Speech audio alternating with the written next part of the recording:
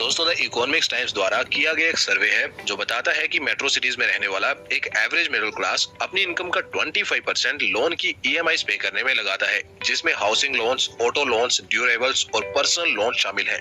जबकि सेविंग्स पिछले कुछ सालों से ऑल टाइम लो है। लगभग 48% हाउस होल्ड्स की सेविंग्स और इनकम में एक स्टीप ड्रॉप आया है, ऐसा रिपोर्ट्स का कहना है, जो कि एकदम ऑब्वियस है बिकॉज जब कोई लोन लेगा तो उसको रीपे भी तो करना पड़ेगा, वो भी इंटरेस्ट के समेत। तो ऐसे में सेविंग्स कैसे होंगी? बट इंडियन हाउस होल्ड्स का ये बढ़ता हुआ लोन और कम होती सेविंग्स एक अच्छा साइन बिल्कुल नहीं है, बिकॉज ये और ज्यादा मिडिल क्लास लोगों को गरीबी की तरफ धकेल देगा। इंडियन टैक्स सिस्टम तो ऑलरेडी मिडिल क्लास लोगों का गला घोट रहा है, ऊपर से उन चीजों को खरीदना जिनको आप अफोर्ड नहीं कर सकते, माहौल को और बिगाड़ देगा। इसलिए आज मैं आपको पैसों को मैनेज करने का सही तरीका सिखाऊंगा। ये तरीका दुनिया के टॉप 1% लोग इस्तेमाल करते हैं, इसलिए एक बहुत पावरफुल तरीका है। यूजुअली लोग ऐसा कहते हैं कि पैसा सब कुछ नहीं होता, which might be true, लेकिन यकीन मानो पैसे का अभाव हमारी 80% समस्याओं का कारण होता है। और ऐसा नहीं है कि हम लोग पैसा नहीं कमा रहे इसलिए पैसे का अभाव है, नहीं, बल्कि ये इसलिए है क्योंकि हम लोग सही ढंग से पैसे को मैनेज नहीं कर रहे। जैसे कि प्रेम बत्रा, जो कि आईटी प्रोफेशनल है, अपने स्मार्टफोन को अपग्रेड करने का सोच रहे थे और उनका बजट केवल 25,000 रुपए था। इससे ज्यादा खर्च करना वो अफोर्ड नहीं करते थे। लेकिन 32 साल के प्रेम बत्रा ने एक iPhone 13 खरीद लिया, जिसकी कीमत उनके बजट से लगभग 3 गुना ज्यादा है। और दोस्तों, अपने बजट से बाहर की चीज खरीदने का एक ही तरीका होता है कि आप ईएमआई पे उसे खरीदो, और बत्रा ने भी ऐसा ही किया और उनको ये एकदम नॉर्मल लगता है।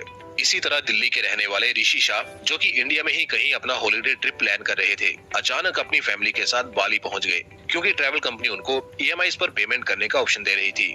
दोस्तों, आजकल कंपनीज हर चीज पे ईएमआई का ऑप्शन दे रही हैं और आम मिडिल क्लास लोगों को ये सोचने पे मजबूर कर रही हैं कि आप अपने बजट से ज्यादा का स्पेंड करना अफोर्ड करते हो।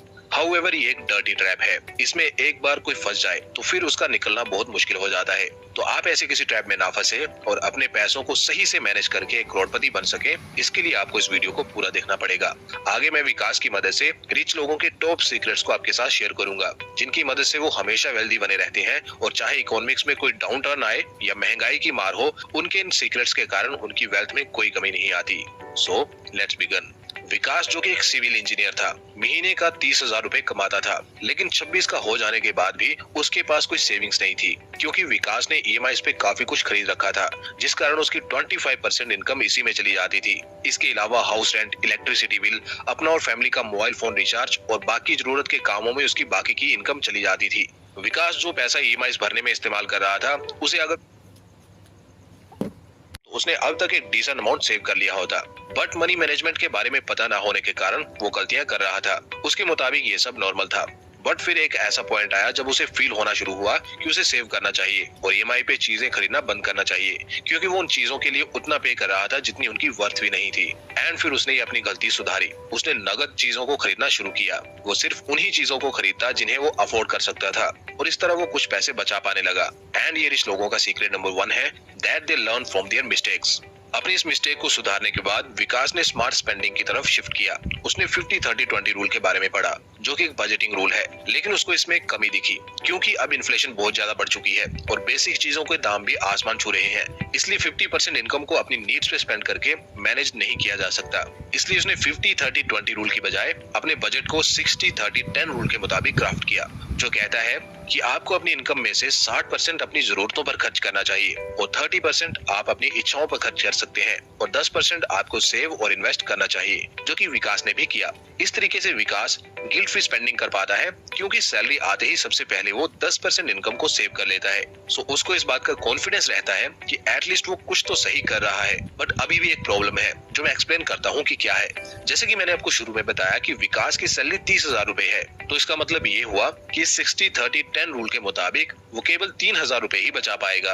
अब अगर वो इनको किसी स्कीम में या स्टॉक्स में इन्वेस्ट करे, तो मान लेते हैं कि उसको 12 से 13% के रिटर्न्स भी मिल जाए, फिर भी उसको 29 साल के करीब लग जाएंगे 1 करोड़ रुपए की वेल्थ बनाने में, जिसको अगर इन्फ्लेशन एडजस्ट किया जाए तो अमाउंट इससे भी बहुत कम होगा। सो इसलिए विकास केवल इतना कर लेने से टॉप 1% लोगों की श्रेणी में तो नहीं आ पाएगा। उसे रिच लोगों के नेक्स्ट स्टेप को भी फॉलो करना पड़ेगा। एंड जो नेक्स्ट स्टेप है, आई थिंक सबसे इंपॉर्टेंट स्टेप है, बिकॉज उसकी मदद से ही एक इंसान ट्रू सेंस में अमीर बन सकता है है एंड जल्दी फाइनेंशियली फ्री भी हो सकता है। एनीवेज दोस्तों, उसको तो मैं जल्दी ही एक्सप्लेन करूंगा, बट उससे पहले अगर आप एक स्टॉक इन्वेस्टर या ट्रेडर हो तो इट्स वेरी इंपॉर्टेंट कि जिस ब्रोकर के थ्रू आप इन्वेस्ट करते हो वो अच्छा हो, रिलायबल हो, कम चार्जेस लेता हो, सो दैट आप अपने प्रॉफिट को मैक्स आउट कर सको। हाउएवर आपको कई सारे ब्रोकर्स मिल जाएंगे जो डिसेंट सर्विसेज प्रोवाइड तो करते हैं, बट बहुत कम ऐसे हैं जो ब्रोकरेज चार्जेस या एनुअल मेंटेनेंस चार्जेस कम लेते हो या फिर बिल्कुल भी ना लेते हो। बट आज के हमारे एजुकेशनल पार्टनर एम स्टॉक बिल्कुल ऐसा करते हैं। हमारी आज कंटिन्यू द स्टोरी। सो अब विकास बजट के अकॉर्डिंग पैसे स्पेंड करता है और किसी ऑफर या सेल या फिर बाय नाउ पे लेटर वाले चक्कर में नहीं फंसता, जो कि उसे एक स्मार्ट कंज्यूमर बनाता है, जिसकी बदौलत विकास पैसे भी सेव कर रहा है। बट विकास अपनी करंट सैलरी के साथ फाइनेंशियली फ्री होने का सपना अभी नहीं देख सकता, बिकॉज उसको इसमें बहुत ज्यादा समय लग जाएगा। उसकी सैलरी इंक्रीमेंट को मद्देनजर रखें तो उससे शायद इन्फ्लेशन एडजस्ट हो जाए, लेकिन जल्दी फाइनेंशियली फ्री ना, वो बहुत मुश्किल है।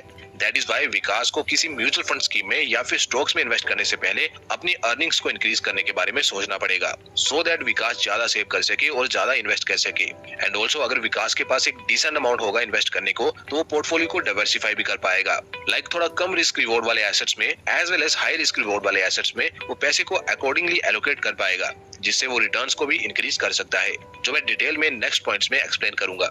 फिलहाल हम इस बात पे फोकस करते हैं कि विकास कैसे अपनी इनकम को बढ़ा सकता है। तो विकास ऐसा कर सकता है अपने टाइम और मनी को इस तरह इन्वेस्ट करके कि वो न्यू इनकम स्ट्रीम्स जनरेट कर सके। ऐसा करने के विकास के पास कई सारे ऑप्शंस हैं, digital as well as physical, but मैं मोस्ट कॉमन वेज बताऊं तो फ्रीलांसिंग इसमें शामिल है। साथ ही एआई टूल्स की सहायता से इनकम जनरेट करने के कई सारे तरीके हैं। और ऑफलाइन में बात करूं तो डॉग वॉकिंग करना या अपनी कार को रेंट पर देना या ट्यूशन पढ़ाने जैसे कई सारे काम शामिल हैं। आप अपनी सहूलियत और अपने स्किल्स के मुताबिक कोई सा भी काम चूज कर सकते हो। सो विकास क्योंकि एक सिविल इंजीनियर था, इसलिए उसने इसका भरपूर फायदा लिया। वो अपने फ्री टाइम में लोगों को हाउस मैप, उसका डिजाइन और प्लान रेडी करके देने लगा और इसके बदले में एक जनरस फीस चार्ज करने लगा। इस तरह ये उसका पहला साइड इनकम बन गया। अब यहाँ से विकास और भी मल्टीपल पैसिव इनकम सोर्स बना सकता है। एंड दोस्तों, ये है थर्ड सीक्रेट रिच लोगों का, that they invest their time and money to make extra income streams. So अब विकास के पास एक जॉब थी जहाँ से उसको रेगुलर 30,000 की सैलरी मिलती थी और अपने साइड इनकम सोर्स से भी विकास 15,000 से ज्यादा अर्न कर लेता था, यानी टोटल 45,000 रुपीज विकास मंथली अर्न कर लेता था। सो अब अगर वो 60-30-10 रूल को अपनी टोटल इनकम पर अप्लाई करता है और फिर पैसे को इन्वेस्ट करता है तो केवल उसके पास 4500 रुपए ही बचेंगे इन्वेस्ट करने को। हाउएवर विकास ने ऐसा कुछ नहीं किया। उसने अपने लाइफस्टाइल को पहले जैसे ही रखते हुए एक्स्ट्रा मनी को कम्प्लीटली इन्वेस्ट करने का फैसला किया और 60-30-10 रूल को केवल अपनी सैलरी पर एप्लीकेबल रखा। तो अब विकास के पास सैलरी में से बच रहे थे 3,000 रुपए, जिनकी उसने म्यूचुअल फंड में SIP लगा दी, जिससे उसको 13% के रिटर्न्स मिलने लगे। नाउ लेट्स से कि यही सेम रिटर्न्स कंटिन्यू रहेंगे नेक्स्ट 20 सालों के लिए, तो 20 साल बाद विकास के पास हो जाएंगे 34 लाख रुपए। देन विकास सेकंड स्टेप लेता है और अपनी साइड इनकम सोर्स से हो रही इनकम को सेव करता है और 1.5 लाख रुपए होने तक सेव करता रहता है। ऐसा वो इसलिए करता है ताकि वो ऐसे एमर्जिंग स्टॉक्स में इन्वेस्ट कर पाए जिनके मल्टी बैगर रिटर्न्स देने के चांसेस हाई हों, और बस वो केवल एक स्टॉक की तलाश में है जो उसको हजारों गुना के रिटर्न्स दे दे। इसलिए वो फुल रिसर्च करने के बाद, थोरो एनालिसिस करने के बाद 10 ऐसे स्टॉक्स पिक कर लेता है और उनमें 15,000 हर एक स्टॉक में इन्वेस्ट कर देता है और उनको यूं ही छोड़ देता है। अब विकास बस इतना चाहता है कि इसमें से उसका कोई एक स्टॉक बजाज फाइनेंस जैसे रिटर्न्स दे जाए, तो उसके एक स्टॉक में लगाए 15,000 की वैल्यू 2 करोड़ से ज्यादा की हो जाएगी, जो कि हाँ विकास की डिजायर है। ऐसा होगा या नहीं ये तो केवल वक्त ही बता सकता है। इसलिए अगर विकास चाहता है कि उसके स्टॉक्स बजाज फाइनेंस जैसे बने तो बजाज फाइनेंस को यहाँ तक पहुँचने में जितना टाइम लगा है उतना टाइम उसे भी देना पड़ेगा अपने स्टॉक्स को। तो बजाज फाइनेंस को 21 साल लगे हैं इस मुकाम तक पहुँचने में। सो विकास को भी 21 सालों के लिए अपने इन इमर्जिंग स्टॉक्स को होल्ड करना पड़ेगा और जो भी स्टॉक्स इतने सालों तक टिक पाएंगे वो कुछ ना कुछ तो एक्स्ट्राऑर्डिनरी कर ही जाएंगे। देन आफ्टर दिस विकास ने अपनी साइड इनकम को regularly well known big companies के स्टॉक्स में इन्वेस्ट करना भी स्टार्ट किया। उसने ऐसी कंपनीज का एक पोर्टफोलियो बनाया जो कि काफी पुरानी और रेप्यूटेड कंपनीज हैं, जिनको इन्वेस्टर्स लैंग्वेज में ब्लू चिप स्टॉक्स कहा जाता है। ये ऐसे स्टॉक्स होते हैं जिन पे ट्रस्ट किया जा सकता है और इनमें पैसे डूबने का रिस्क बहुत कम होता है। हाउएवर रिटर्न्स के मामले में भी ये उतना आगे नहीं होते, बट लॉन्ग टर्म में 15 से 16% की रिटर्न्स की उम्मीद इनसे लगाई जा सकती है, विच माइट साउंड लो, लेकिन कंपाउंडिंग के कारण इतने रिटर्न से भी लॉन्ग टर्म में काफी कुछ अचीव किया जा सकता है। जैसे कि विकास के हर महीने 15,000 के इन्वेस्टमेंट से और 15% के कंपाउंडेड एनुअल रिटर्न से 20 सालों में 2 करोड़ 27 लाख रुपए बनाए जा सकते हैं। एंड ये है फोर्थ सीक्रेट रिच लोगों का, that they invest their money very smartly and diversify their portfolio to reach the maximum potential. Now दोस्तों, इन्वेस्टिंग एक लॉन्ग टर्म की चीज है और इस बीच कई सारी मार्केट फ्लक्चुएशंस भी आएंगी। तो अगर विकास इन फ्लक्चुएशंस को अवॉइड कर पाया और अपने इमोशंस पे काबू रख पाया तो डेफिनेटली वो सब कुछ अचीव कर पाएगा जो वो चाहता है। ऑल्सो इन्वेस्टिंग के प्रोसेस को ऑटोमेट करके विकास अपना ज्यादा समय स्मार्ट लोगों के साथ कोलैबोरेट करने और नेटवर्क बनाने में लगा सकता है ताकि लाइफ में और ज्यादा ग्रो कर सके। दोस्तों, विकास आपका फ्यूचर सेल्फ भी हो सकता है अगर आप इस वीडियो की टीचिंग्स को अपनी लाइफ में उतारने की कोशिश करते हो तो। मे बी आपके नंबर्स डिफरेंट हो सकते हैं, आपकी सैलरी डिफरेंट हो सकती है, आपका स्किल किसी अन्य फील्ड में हो सकता है, बट मिडिल क्लास से रिच क्लास में अगर एंटर होना है तो उसके लिए यही रूल्स हैं जो आपको फॉलो करने पड़ेंगे। तो दोस्तों, आज के लिए बस इतना ही। उम्मीद करता हूँ आपको वीडियो पसंद आई होगी। दोस्तों, जाने से पहले एक बार डिस्क्रिप्शन में दिए एम स्टॉक के लिंक को चेकआउट जरूर करना। मिलते हैं किसी और वीडियो में। जय हिंद।